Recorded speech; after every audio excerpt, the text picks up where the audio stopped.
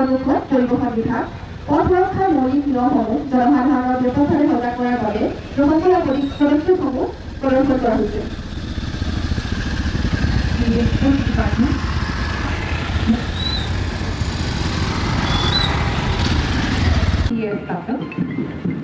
Giri, the BSI, join upstairs.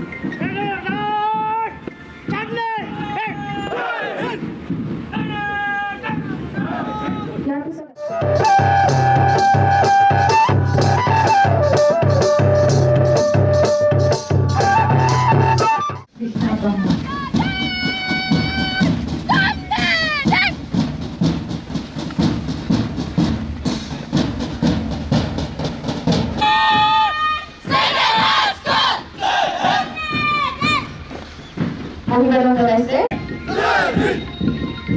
নৈবে Udalguri DEF club তেলবিদেনগিৰি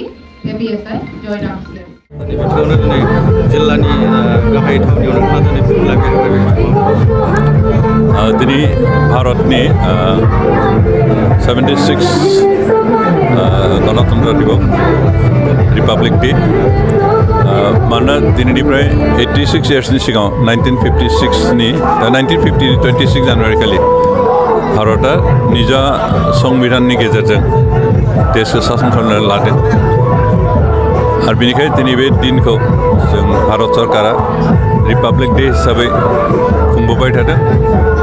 मानोना बे दिनाव जों निजास्व संविधान मोननाय माने जों मोनसे सभरेन स्टेट हिसाबै गावखौनो गसंनो हानाय जादों बेखे बे संविधान दानायाव बाहागो लानाय हिसाबै डक्टर भीमराव आम्बेडकारखौ जों गोसोखांगोन बिथांखौ सनमान होयो आरो लोगोसे साबायखर होयो जे बिथाङा जि मोनसे मोजां संविधान जोंनो होबाय जाय संविधानाव भारतनि गासै जाति गासै हारि गासै धोरोमनि सुबुंफोरानो मोनथाय समान मोनथाय बेबायदि मोननायनि बेबस्था दं जायनि फलाव जोंनि गेजेराव जातिखौ लानानै फाराग गैया धोरोमखौ लानानै फाराग गैलिया आरो जों गासै धोरोमनि गासै जातिनि मानसिफोरा ज' जानानै खौसेयै गोरोबलायनानै देशनि मोजांनि थाखाय खामानि मावनो हानाय सुबिदा दं आरो बे सुबिदाखौ लानानै दिनै भारतनि नागरिकफ्रा खामानि मावगासिनो दं आरो दासिमहालागै जों भारतखौ गोबां गोजौ थाखोआव लाबोनो हानाय जाबाय आथिखालनि प्राइम मिनिस्टार नरेन्द्र मोदी लोगोसे नखर बिहुंनि मन्त्रि अमित शाह बिथांखौबो जों धन्यबाद होदों जे बिथांमोना नैबे संबिजितनि आधारावनो जोंनि देशखौ गासै बिथिङाव दावगाहोनो थाखाय नाजादों खामानि मावदों आरो दिनै जों भारतनि नागरिक हिसाबै बिथांमोनखौ सहयोग खालामनायनि प्रयोजन दं मानोना सरकार जेसेबां नाजाबो रायजो राजाफ्रा सहयोग खालामाबा देशखौ दैदेनगिरिफ्राल' हारसिङै दावगाहोनो हाया जों साबायखर होदों आसामनि गिबि मन्त्रि डक्टर हिमन्त बिश्व शर्माखौ बिथाङाबो जोंनि आसामखौ बे संबिजितनि आधारावनो गसंनानै बे देशखौ बे रायजोखौ भारतनि गोजौ थाखोनि रायजोफोरजों समान आगान सुरफारनो थाखाय खामानि मावदों जों धन्यबाद होदों जा बिटिआर सरकारनि मुरब्बी प्रमद बर' बिथांखौ कारण बिथाङाबो दिनै जोंनि बिटिआर ओनसोलखौ जौगाखांनो बिटिआर ओनसोल गासैबो जेंनाफोरखौ